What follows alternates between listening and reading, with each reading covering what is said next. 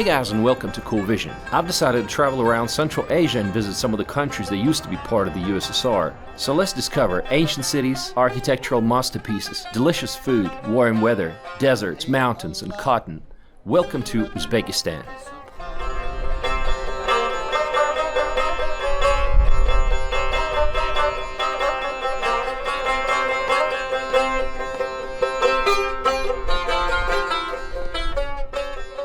It's a landlocked country in Central Asia and the former Soviet Union republic that became independent in 1991. It borders Kazakhstan to the north, Turkmenistan and Afghanistan to the southwest, Tajikistan to the southeast, and Kyrgyzstan to the northeast.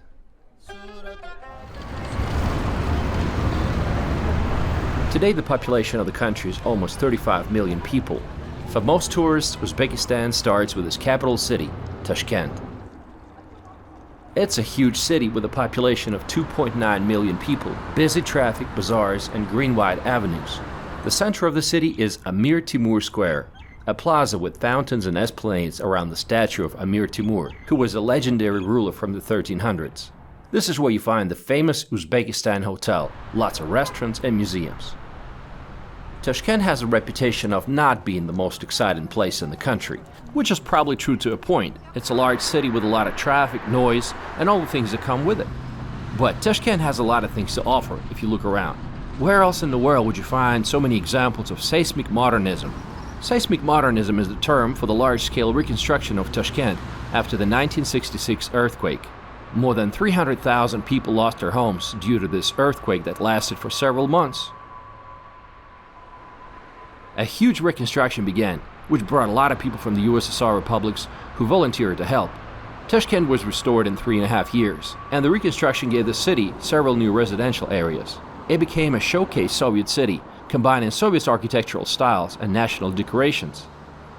In 1977, Tashkent got a subway system.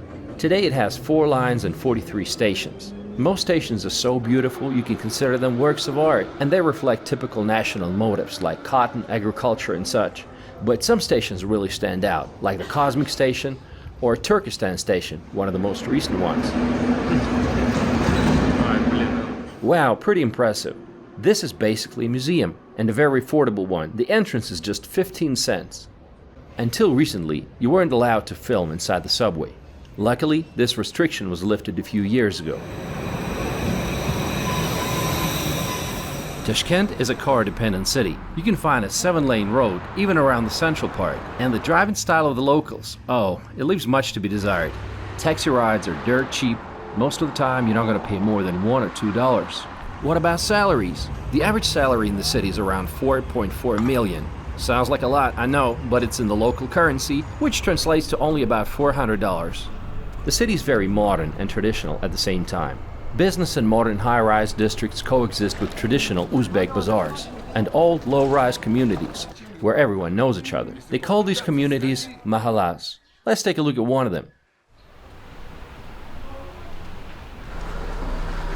People are so friendly. This gentleman invited us to his house for some tea. His family has lived in this house for decades. Это ваш двор?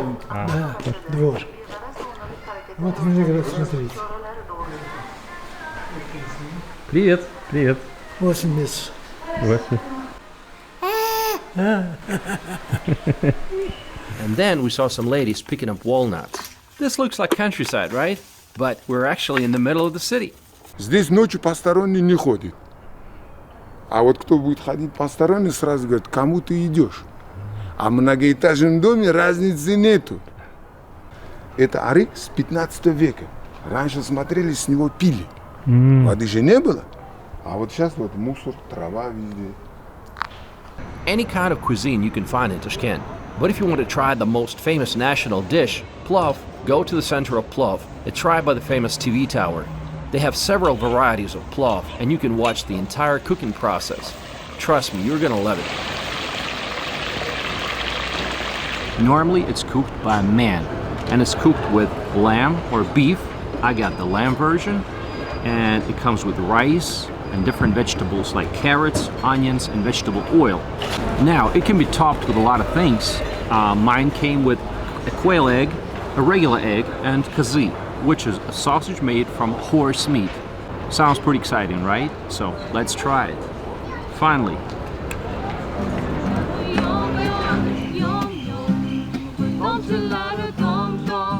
Tashkent is a green city. There's a countless number of parks, and many of them represent different cultures, like this Japanese garden in the very heart of the city, or this Korean garden. Over the last 5 to 6 years, the city changed dramatically. New parks and business centers were constructed, and now there's a real construction boom going on. Tashkent is becoming a real modern metropolis. Now let's talk to some locals. Ребят, привет! Привет, Как вас зовут? Фарух, Мухаммад Надер. Расскажите, как жить в Ташкенте, что вам нравится? Нравится инфраструктура, нравятся люди, кухня, Да, главное, горы тут рядом. люди очень добрые, на самом деле отзывчивые очень. Вы студенты? Да, мы студенты, На кого учимся в учитесь? Webster University. What are your plans for the future? So, right now I'm studying at Webster University, and in the future we can study in the US, in the Webster in St. Louis, or in Webster in Geneva. In Like take a Austria. semester Yes. in the US and yes, then come back? two semesters. Right. And what's your program? What are you studying? MIS. MIS, it's just kind of programming. Oh, yeah. Management Information System. Yes. Subscribe. Yeah, wonderful. Thanks, guys. The city is very safe too. Okay, I'll have a separate video about Tashkent, so let's move on. Let's get a car and travel outside of the capital. Funny fact about cars in Uzbekistan is that 90% of them are Chevrolet. Yes, you heard that right. 90% of cars are Chevrolet. So if you look around, Chevrolet. And guess what kind of car I rented? Well, that's the sign. It's Chevrolet. Chevrolet Tracker. Wow, we decided to go outside of Tashkent today and drive to the mountains. And we stopped to check out the scenery. It's Charvak Reservoir. Huge body of water, and the locals said there's plenty of fish here, and pretty big ones, you know. So might as well stop to enjoy some fried fish later on. But for now, let's continue to the mountains. Now, who would have thought that just 65 kilometers away from the city of Tashkent, there's a winter ski resort. It's called Amirsoy, right behind me. But right now it's September, and it's warm. It's actually pretty hot. It's 25 Celsius. But there's still plenty of things to do here. We're gonna take that cable car that's gonna take us to the very top of the mountain, and there's gonna be some breathtaking views, and I'm gonna show them to you in a second. If you love skiing or hiking in the summer, good, because there are Shimgan Mountains not far from Tashkent. And finally, we are at the summit of Amirsoy, 2,290 meters above sea level. You know, it's moments like this that you're gonna remember the most. Wow, just me sitting here admiring the majestic mountains. While you're here, you can travel around the mountains and visit some remote villages, and you're gonna see some incredible landscapes like this.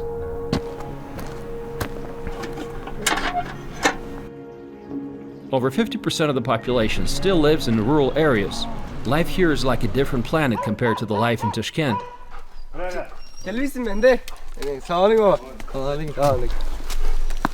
They still cook their own bread and wash clothes by hand.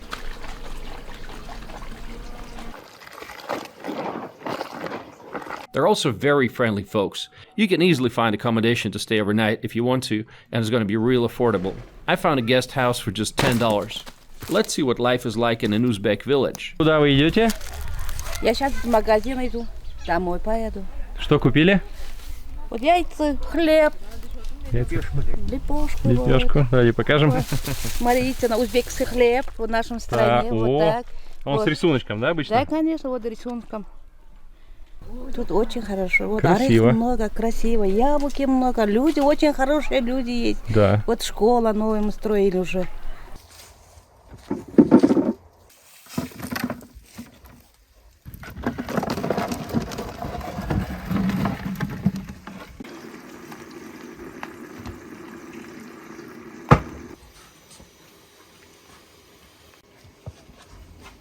О, покажите. Ух ты, какая. Ах, хорошо.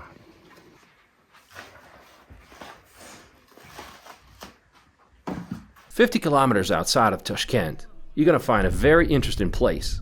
It's a solar furnace of Uzbekistan, built in 1981. We are 45 kilometers away from the city of Tashkent, and this is solar furnace of Uzbekistan. It uses 10,700 curved mirrors to reach temperatures up to 3,000 Celsius. Why would they want that? Well, it's to study different materials and how they react to different temperatures. You know, initially it was built in 1981 for military purposes, but now it has a lot of civil applications, like they're working on carbon fibers and, you know, all kinds of new materials that would help in aerospace and other applications. And I was so lucky to join a VIP group, so we got a chance to go on the very top. So, is it for cooking delicious crusty Uzbek bread, you ask? Not really, but nice try. The place for the solar furnace of Uzbekistan was chosen carefully because the sun shines here for 270 days a year. Now, before we travel to other parts of the country, let's talk about the history of Uzbekistan. These lands were occupied by nomads since the early days. Scythians, Sogdians, Khwarezmians, Bactrians were all distant relatives of modern Uzbeks. A huge boost in economic development came from the Great Silk Road that allowed trade and cultural exchange between East and West. The Great Silk Road turned cities like Bukhara and Samarkand into large trade centers. They traded silk, jewelry, spices, and horses. At the beginning of the 8th century, Arabs came here. They brought Islam. They also introduced the Arabic alphabet, which the Uzbeks used up to the Soviet days. At the beginning of the 13th century, Chinggis Khan, a ruthless warrior, showed up with his massive army, destroying everything in his path. Many cities like Bukhara and Samarkand were completely ruined, and most part of their population was either killed or enslaved. It took almost a century for these lands to recover. In the 14th century, Amir Timur came to power. He united the lands of Central Asia under the Timurid Empire. It was a time when science and culture were flourishing and left plenty of great monuments to us. In the early 16th century, separate Uzbek principalities were formed, the Khanates of Khiva, Bukhara, and Kokand. In the 19th century, they tried to resist the Russian expansion into this area, but failed, thus becoming first a part of the Russian Empire, and later the Soviet Union. Okay, now let's relocate to Samarkand, the second most famous city in Uzbekistan. To get here, you can take a fast-speed train, Afrasiab, or rent a car. But roads are very mediocre quality, so just keep that in mind. And it's 4 hours to drive. But I still recommend driving because you're going to see so much of the countryside, and I think it's well worth it. Along the roads, you'll find homemade dairy products like ayran and guja. It takes some getting used to, but I've learned to like them. And here we are. Samarkand is the third largest city in the country, with 560,000 people. Along with Bukhara, Samarkand is one of the oldest inhabited cities in Central Asia. From its early days, Samarkand was one of the main centers of Sogdian civilization, an ancient Iranian civilization. Alexander the Great conquered Samarkand in 329 BCE. The city was known as Marikanda by the Greeks. By the way, Samarkand from Sogdian means a stone town, and Tashkent from Turkic also means a stone town. That's about all they have in common. See, in Tashkent you have to look for historical sites. In Samarkand, you just can't avoid them. The most famous one is the Registan.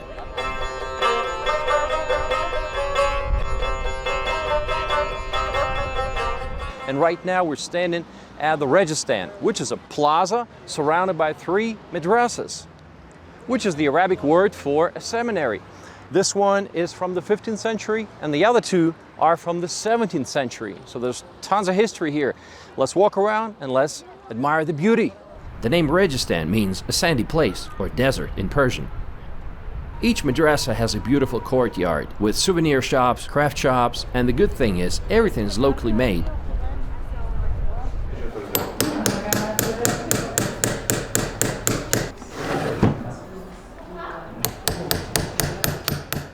Another place of interest is the Shahi Zinda. It's a necropolis which includes mausoleums and other ritual buildings from as early as the 11th century. A lot of noble people are buried here, among them philosophers and scholars. You'll see some amazing mosaics and tombs beautifully decorated with majolica tiles. Samarkand is so easy to get around. There are small tourist buses circulating between the major sites, and it's so convenient.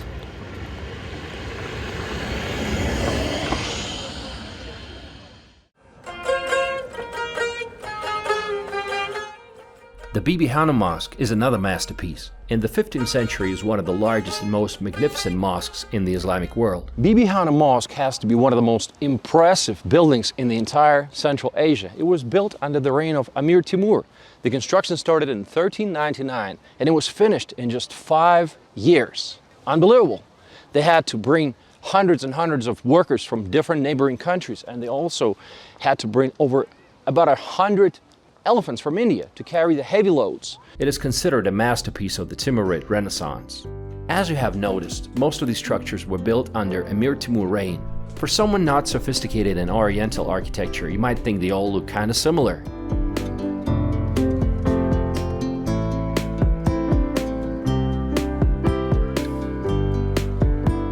Timur's empire was so huge, it stretched from Syria to India, and the capital was Samarkand. There are so many other places to visit in Samarkand, like the Guri Amir, which is a mausoleum of Amir Timur, Uzbek Observatory from the 15th century, and so much more. Today, Samarkand has turned into a real tourist city, and I met tourists from all over. Where do you come from? So originally, Story. originally Singapore, and I live in Oxford. We're actually siblings. I'm John, and I live in Oxford in the UK. And I'm Addie, I live in Amsterdam. Before coming to Uzbekistan, did you know much about the country? I did a little bit of homework. I've actually been kind of planning it for about like 9 months actually.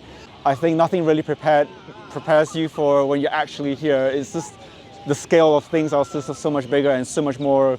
The grandeur just really takes you aback. So I had done a little less research. I kind of like to leave it to be a little surprised by places. I think just looking at some of these buildings, I think even in this day and age, I can't even fathom how they were built, let alone like 500 years ago or 1,000 years ago. I'm like, I don't know how that architecture was possible then, you know, it's wild, yeah. Recently, another tourist attraction was opened and it's called the Eternal City.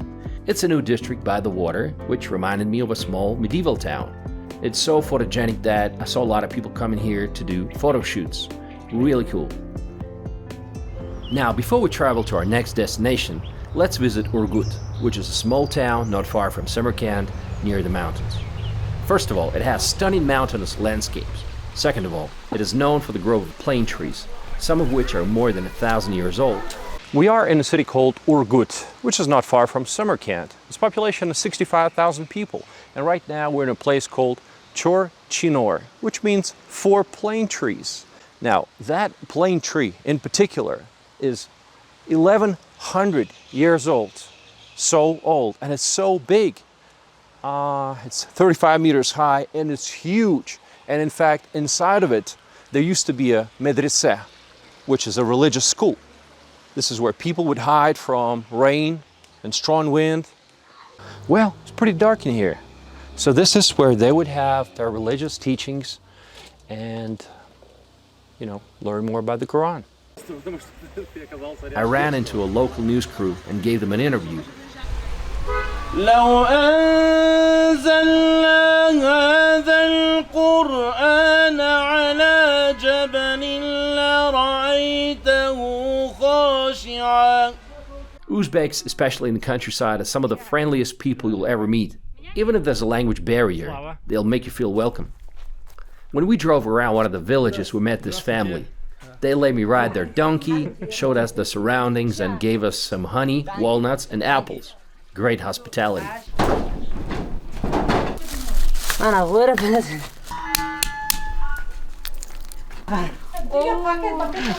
We go into the woods to get some nuts. It's a good donkey. Come on. Okay. This is my friend, Nur Muhammad. And I'm Slava. And we're drinking tea. In Urgut. Urgut.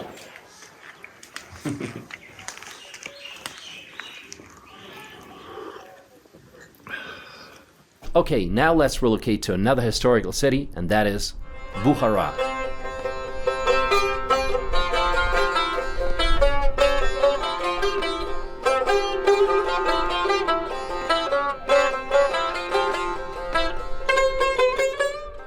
You can get here by high-speed train or drive. It's going to be another 4 hours of driving. Bukhara is the 7th largest city in Uzbekistan with a population of 280,000 people. It was a prominent stop on the Silk Road between the East and the West. Many world-known scholars, artists, and philosophers lived and worked here, like Avicenna and Amar Khayyam. It still contains hundreds of well-preserved mosques, madrasas, bazaars, and caravanserais, dating largely from the 9th to the 17th centuries. For over 2,000 years, the city did not change its location. Let's take a look at some of the sites. Poi Kalan is a huge religious complex consisting of the Kalan Mosque, the Kalan Minaret, and the Mir-e-Arab Madrasa. These three structures form a plaza in the center, with the Mir-e-Arab and the Kalan Mosque facing each other. This minaret behind me is known as Kalyan Minaret and is 45 meters high. It was founded all the way in 1127. Now, 100 years after it was constructed, Chinggis Khan attacked, and it was one of the few structures in the city that he spared. Now, there is a staircase taking you all the way to the rotunda. In the 12th century, it was known as the Tower of Death because many criminals were executed by being pushed off the tower. But at least they could enjoy a few moments, thrilling moments, before landing.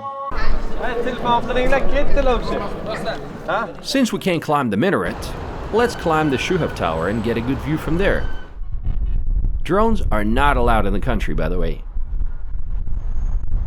A great place in Bukhara to come enjoy some great food and live music in the evening is the Labby House Ensemble, surrounding the pool on 3 sides. It's a pond, but it was built in 1568 to 1622. There were many ponds like this in ancient Bukhara, and they played the role of major water supply system until the Soviets came. And when the Soviets came, they didn't like the system because it was spreading a lot of diseases, so they got rid of that. Now today, it's mostly playing the role of a focal point of the old city of Bukhara. At night, it turns into a fairy tale with a lot of tourists, lots of cafes and restaurants, and live music. So come here and check it out.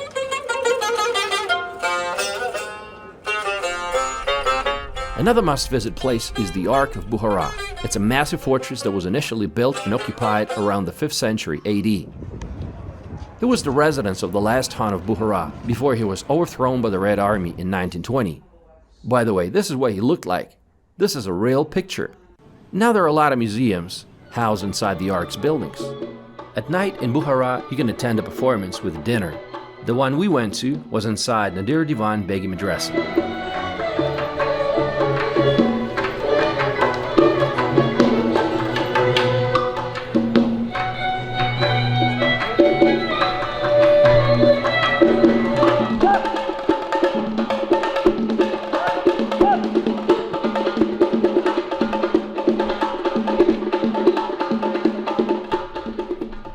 Bukhara does a great job of relocating you to the 16th century. Walking around the back streets and entering the courtyards is a lot of fun. You don't know what to expect. It might be a carpet shop, it might be a coffee house, it might be a pottery. I loved it. In Bukhara, there is a good choice of carpets. How much are the carpets? Okay. Do you have any flying carpets? How much are they? It's too expensive. I guess I'll just keep on shopping. Many of the current hotels are based in historical houses. We stayed in one that used to be a house of wealthy Jewish gentlemen in the 19th century. Hey Allah, Surat Subhanallah, Hey Allah, Bog, Hey Allah.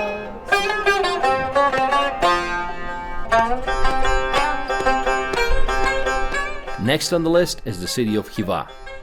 Once you leave Bukhara, life dies out and you go in through a desert. Crazy to think that just a few centuries ago caravans were traveling through it. Must have been so difficult. And Khiva must have felt like a special place, an oasis surrounded by deserts. After traveling in the desert for days and weeks, the minarets of Khiva must have looked like spaceships back then. Remoteness from the rest of the world made Khiva the most unique town in Uzbekistan. It used to be the capital of Khwarezm, a large oasis region on the Amudarya River Delta in western Central Asia. Behind these walls is the inner castle, known as Ichan Kala. These massive protective walls of Ichan Kala were built using the clay from the nearby Amudriya River. This inner castle has a rectangular form and it has gates on 4 sides. It became the first UNESCO site in Central Asia. Some of the records indicate that it existed in the 10th century. And one of the legends goes like this. One of biblical Noah's sons, Sem, was going through a desert and he found this oasis and he dug up a well and he tasted the water and he loved the water so much that he said, Hayvak, which means tastes so good. And so this whole castle area was founded around that well and it's called Hayvak Well. Well, I wanted to find the well and visit it, but right now it's located in a private property and the owner of the house lives in Tashkent. And so there's no way to visit that. The very fact that it remains to this day for us to witness is mind-blowing. What are the major sites? Let's start with the Kalta Minor minaret. This minaret is called Kalta Minor and is probably one of the most recognized symbols of Khiva. The construction started in 1852 and it was started by Muhammad Amin Khan. But unfortunately he died in 1855, so the construction was never finished. Now his plan was to build the tallest minaret in the entire Muslim world. Now they only got as far as 29 meters, and that's where it got its name. Kalta Minor means a short minaret. This is the mausoleum of the poet Pahlavan Mahmud, who lived in the 12th and 13th centuries. And what is that building? From above, it doesn't look like anything special. But in fact, it's one of the most exciting buildings in Khiva, Juma Mosque, or Friday Mosque. The building is unique in that it has neither portals nor domes. This has got to be one of the most important buildings in Shanghala. It's called Juma Mosque, and it dates back to the 10th century. Now it has a very unusual layout for a mosque. The ceiling is supported by 212 pillars. 59 of them have been replaced over time. The rest are original.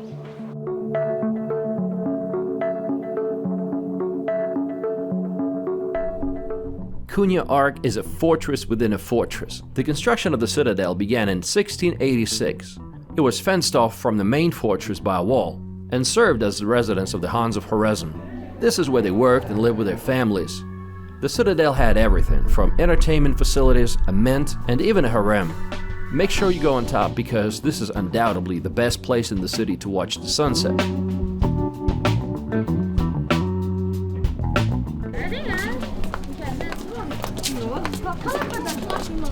Just like Bukhara, Khiva takes you back in time and it's so incredible. You'll feel like you're in a real medieval city where the spirit of modernity is given out only by the electric wires. Cobbled streets, clay mosques, elaborate patterns, and majestic fortress walls. Make sure you do some shopping too. They have a lot of souvenirs to choose from and some cool hats. Look at this, they call them charisma. Well, there's a nice selection of hats. Should I wear the black one? Or the white one? See, the purpose of this hat was to protect from the sun, plus it's really warm, and it's even protecting you from a sword, they say. Also, you can use it as a pillow. In the evening, be sure to catch some shows going on in different places.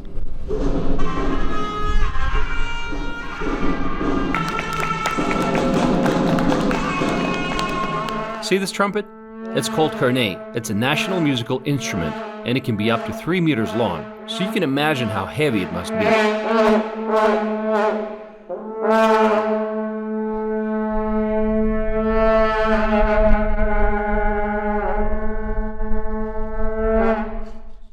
Most of the monuments in Uzbekistan that remain to this day belong to Islam, but throughout history, many different religions existed here.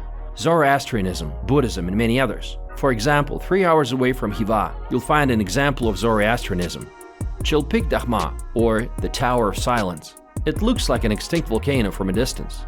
A dead body in Zoroastrianism is considered unclean, and elements including earth and fire are considered sacred, which means the dead cannot be burned or buried. Therefore, the Zoroastrians built huge towers of silence where they would carry the dead to be eaten by birds and insects, and only after that they would collect the bones and put them in clay caskets. Did you know that Uzbekistan had a sea? It still does, but it's almost completely gone. Aral Sea. Technically, it was the 4th largest lake in the world, and there were plenty of fish, but now it's nothing but the rusty ships. How did it disappear? It all started with the Soviet government's decision to turn Uzbekistan into a cotton-producing factory. Most agricultural lands were turned into cotton production. Cotton was used for many things, from clothes, carpets, to rocket fuel and banknotes. But for that to happen, you need a lot of water to water the plantations. So the Soviets diverted the Aral Sea's primary freshwater sources, the Sirdarya and Amudarya rivers, for irrigation of their cotton fields. Aral Sea was quickly drained, with all the fish in it. But the Soviets didn't care. They thought, good, more land for cotton. You know, Jesus was able to turn water into wine, and the USSR was able to turn a sea into a desert.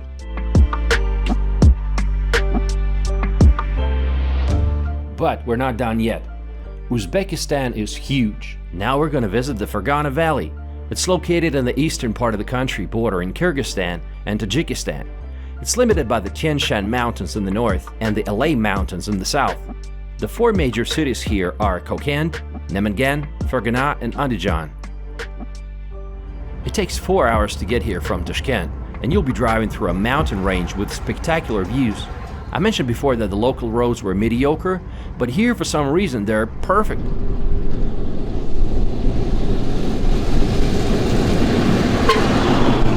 The Fergana Valley is the agricultural heartland of the country. Driving around, you'll see cotton fields, vineyards, sunflower fields, apple orchards, and so much more. Let's take a quick look at the major cities.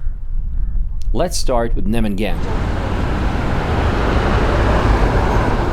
It's the second largest city in Uzbekistan with a population of 626,000 people. However, it doesn't get many tourists. I wanted to find a hotel on Booking.com and there was only one option. So I had to do it the old-fashioned way, drive around town and walk into different hotels to find a room. And that's in a city of over 600,000 people. Namangan has an important craft and trade center since the 17th century. Скажите, как живется в Намангане? Наманган сейчас нормально живем. Чем вы занимаетесь? Я пенсию получаю только. Уже пенсионер, да? Да. Ага.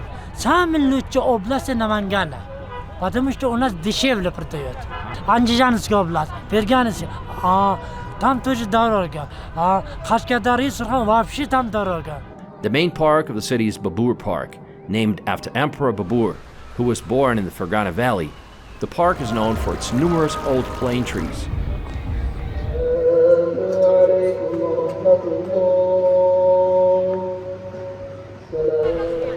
Namangan is one of the most conservative cities in Uzbekistan with strong Muslim traditions. At times it felt like being in the Middle East. Many women are wearing the niqab, the Islamic women's dress that covers everything by the eyes. In the 1990s, Namangan made it in the news for the Wahhabi Islamic movement that started in one of the local mosques. It came from Saudi Arabia, which led to President Karimov banning all the religious fundamentalist groups, believing they were a threat to his regime. But don't worry, it's totally safe today. Namangan is super cheap. I was able to have a good lunch for $1.5. All of this came to $1.5. Can you guys believe that? The city is like Uzbekistan, but without the tourist part. It's very authentic, busy, crowded, and many people didn't speak Russian, let alone English.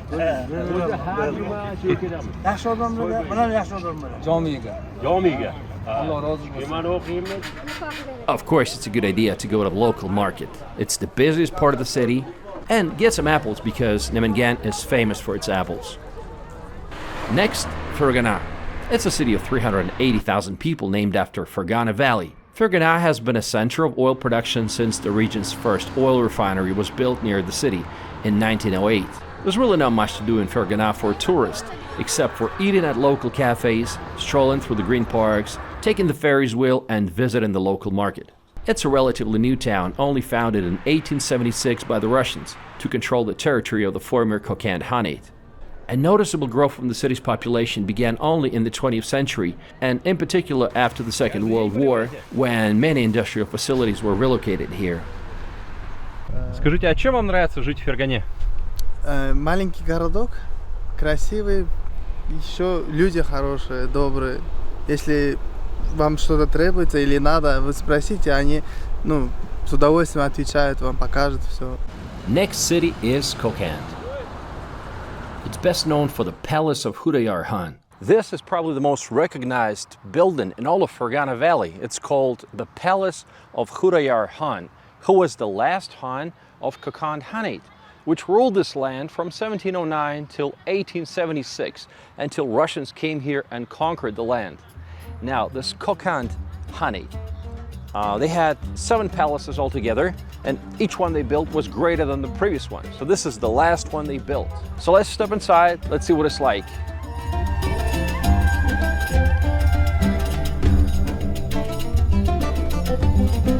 The palace boasts 7 courtyards and 113 rooms, 12 of which are open to visitors today. In Kokand, I recommend you visit the beautiful 19th century Juma Mosque. Its colorful minaret in the center stretches up more than 20 meters, supported by giant columns made from Indian redwood trees. This mosque mausoleum also has a lot of craftsman shops to visit. Так, это парадный наряд, только в Коканде, да, такое встречается?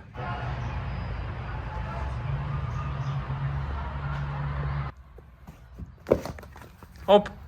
Все, можно в карман положить. Да.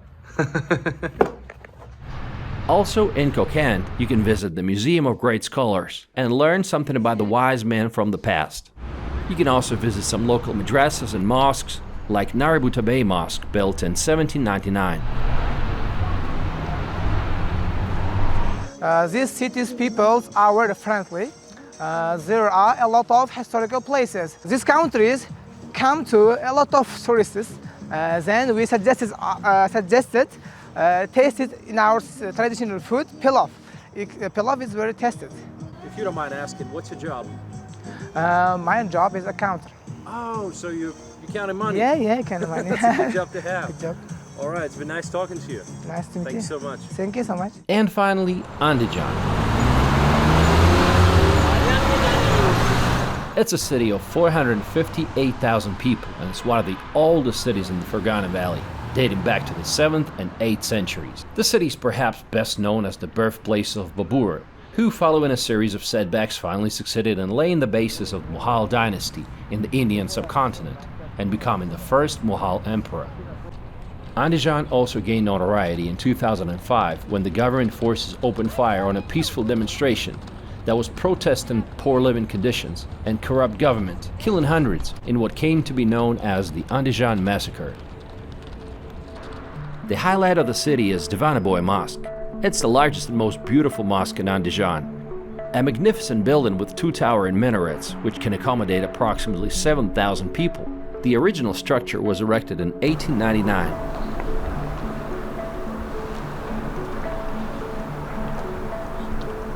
The Fergana Valley is the most densely populated area of Central Asia. It is divided between Uzbekistan, Kyrgyzstan, and Tajikistan.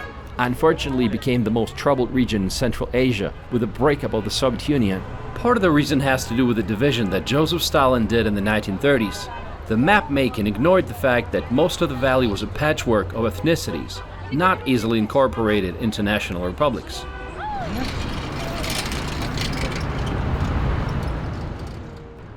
There are many unique traditions in Uzbekistan. For example, the youngest son has to stay with the parents to take care of them. Even when he gets married, he continues to live in the parents' house with his family. Many marriages are said to be prearranged, like in the old days. Women still have very few rights in the marriage, and the husband is always right. This is very true, especially outside of Tashkent. In the capital, it is getting more westernized. Weddings are normally huge. 600 guests or more is typical, and anyone can show up basically and eat for free. Cockfighting and ram fighting is popular. No holiday goes without it. People come in hundreds to watch the event. I visited one in the city of Khiva. This is what it looks like.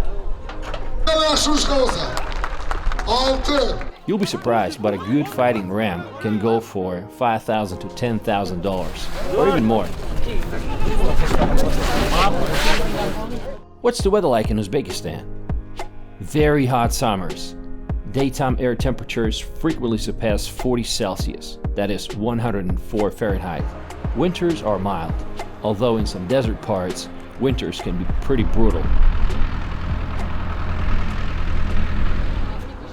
Now let's talk about food. Local food is delicious and inexpensive.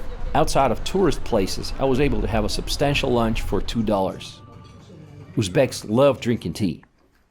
They have these outdoors tables called tapchan, with a large bed for 4 to 8 adults. Drinking tea on the tapchan is a daily ritual. Uzbeks consume a lot of meat, so for a vegetarian it's probably going to be a little challenging. Plov is the signature dish of Uzbekistan. It's a main course typically made with rice, pieces of meat, grated carrots and onions. It's usually cooked in a kazan, or a huge pot, over an open fire. Chickpeas, raisins, barberries, or fruit may be added for variation. And if you want to try plov, you gotta come before 1:30 p.m. Because after that time, it's mostly sold out. They cook it everywhere, even in the cotton fields for lunch. It's also the main course for weddings and many other celebrations. And in every region, they prepare it differently. Скажите, пожалуйста, а как часто вы едите плов? Каждый день почти. Каждый день? Во время обеда только. Это обеденное блюдо. Ага. Ужин, никто не кушает, ужин другое же будет. Другое. Более легкое, да? Скажите, а на завтрак что едите? Хлеб это обязательно, а чай тоже обязательно. А остальные вот бывает, вот, например, сейчас во время сезон же, такие вот фрукты, такие вот, осень. Виноград всякий, арбуз много. Another important part of the national cuisine is the round bread. Here they call it naan. It comes in all shapes and sizes, thick, thin, small and big, wheat, corn and whatnot. They cook it in these ovens called tandoors. Lots of bread is sold along the roads. Another one is samsa. Those are triangular or round meat pies. They're so delicious, and locals eat them burning hot, straight out of the tandoor. And of course, don't forget about shish kebab and lots of delicious soups like shurpa, that is a meat soup, and lakman, that is a noodle soup. And also there are so many varieties. At one restaurant I saw 8 different varieties of shurpa. Being in Uzbekistan, you gotta visit a local market. It's a whole culture of walking around, shopping, bargaining, and striking conversations. And of course, keep a smile on your face because Uzbekistani people are very friendly. Мясо для курицы, для плов. Вот ролтон, вот кориандр, вот куркума, вот перец сладкий, вот это помидор, вот это зиру, вот это черный зиру, вот это куркума, вот это шашлычный приправа, вот кориандр, вот сухой перец.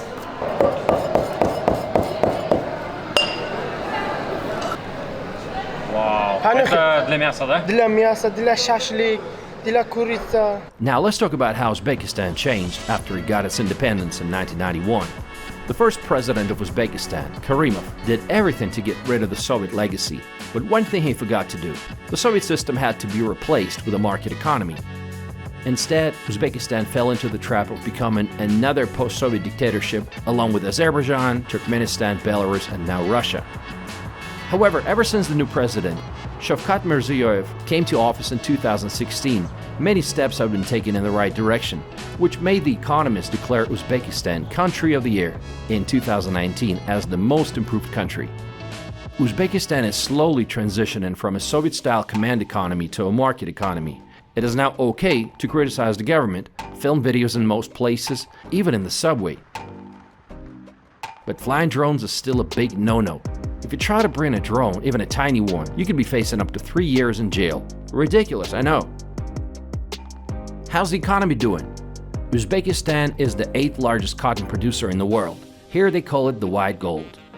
During the Soviet time, Uzbekistan was basically turned into a huge cotton factory. Kids didn't start the school year until all the cotton was picked, which is why many countries boycotted Uzbek cotton until recently. Luckily, the country has finally eradicated systemic forced labor and child labor. Working conditions have greatly improved since 2020. Almost all cotton in Uzbekistan is still harvested by hand. Ну, сейчас учеников, студентов не привлекают на хлопки. Это благодаря нашему президенту. Это революционный, понимаете, вопрос такой стратегический. Фермер за своего кармана делает, чай готовит. Каждый с утра чай, горячий чай. А в обед в основном плов. Горячий все есть, все условия. Сегодня собирался, завтра, на следующий день уже утром получишь зарплату. Каждый день зарплата? В рублях это 800 тысяч рублей будет. Мы же с детства привыкли. Все собираем, не оставляем ничего. Здесь ничего трудного. Можно думать о хорошем, о чем-то. Не то, что вот мне так трудно, я собираю. Нет, нет, нет. Завтра я получаю очень хорошие денежки. Да, кормят нас бесплатно. Каждый день плов. Водичка есть, кочешки печеные. Мы с детства, раньше-то во время Союза, вроде бы мы были детьми, мы собирали, а сейчас детям не разрешают. Agriculture in Uzbekistan employs 28% of the country's labor force and contributes 24% of its GDP. Ample sunlight, mild winters, fertile soil, and good pastures make it suitable for cattle raising and growing all sorts of fruits and vegetables. What are they growing? Grapes, apples, peaches, corn, plums, tomatoes, and much more. For example, Uzbekistan is the second largest producer in the world of carrots and apricots.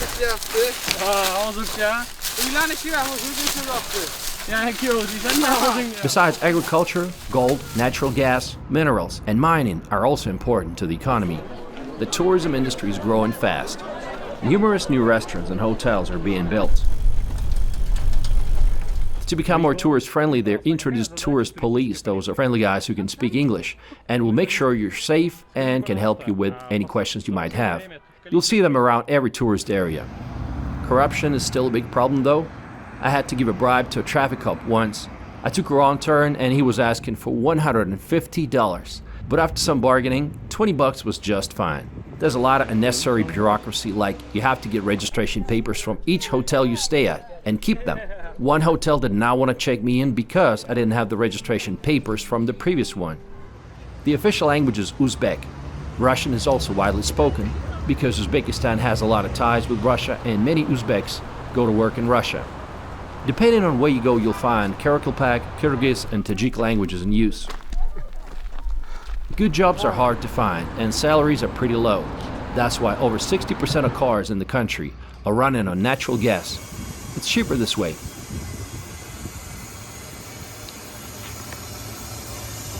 Oh, and if you want to be a millionaire, you have to come to Uzbekistan. When I was renting a car for 2 weeks, I had to pay 11 million in cash. This is what it looked like. But that's in local currency. It's called som. 11 million translates to $1,000. Actually, things have improved because now they have banknotes of large denominations like 100,000, 200,000. Imagine what this would have looked like when the largest bill they had was 5,000. People were carrying cash in large bags. So now let's sum it up. Uzbekistan is a sunny country that has a lot to offer. Historical cities like Bukhara, Samarkand, and Khiva. The big city life of Tashkent, great nature, and mountains. We did not visit every corner of the country, of course, but I hope you got a good impression of the country and its people. Now, if you liked this video, please give it a thumbs up and share it. And thank you so much. I'll see you in my next video. Yanakların yangenidir laladik Erkelanıp durardın yaş baladik Şunday paydo bo'ldi muhabbat Canım Esingdami yom yom yom yom Bir tomchilari tom tom tom tom Seni qo'lingdan ushlab Asta avaylab yuragimiz shu shu shu shu Ay seni